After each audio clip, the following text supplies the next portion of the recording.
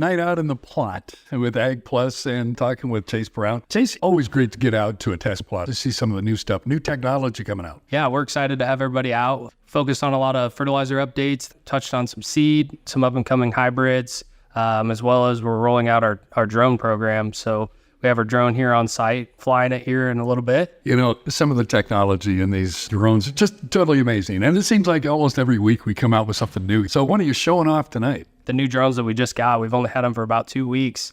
We want to hit them right before fungicide season. We're going to fly them and see if we can pique some interest. We're not going to spray anything tonight, but here in the upcoming weeks, we're really going to hit some acres. So you make a real good segue into the next kind of subject. If you're driving down the road and you're looking at some of these crops, you're thinking, man, that is some good looking corn.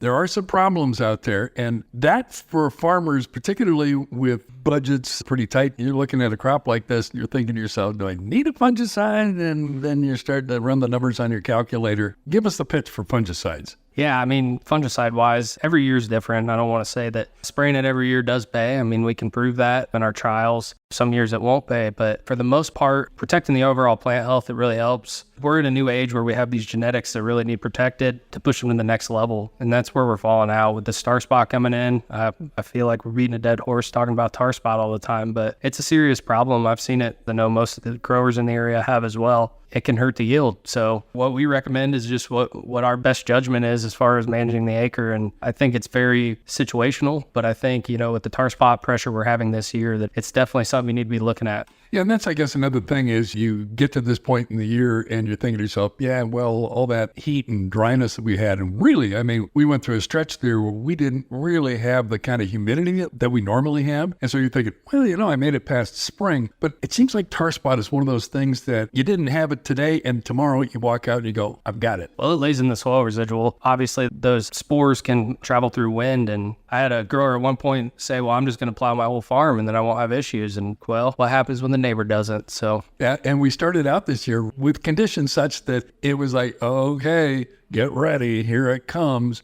And then we dried out. And so I think maybe some got a false sense, of what was going on with tar spot. What did Darcy Tarasenko say about it? She's seeing the pressure in other counties, and it just seems to be spreading across Indiana here. So she's a fungicide guru. So her big thing is it's time to spray, protect the crop. And, you start seeing it move through those counties. With the growth stage that we're in, we need to protect this. What else are you keeping your eye on? I mean, maybe as you talk to farmers, just say, look, get out, do some scouting, keep an eye out for this.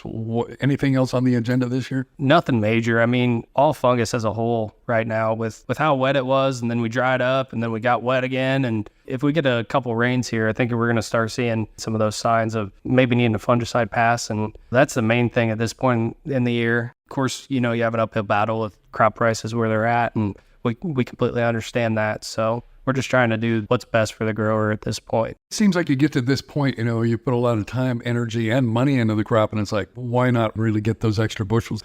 Talk about soybeans, because soybeans had kind of a slow and a cranky start. Then we got to the point where, they finally canopied, but they're still only 10 inches tall.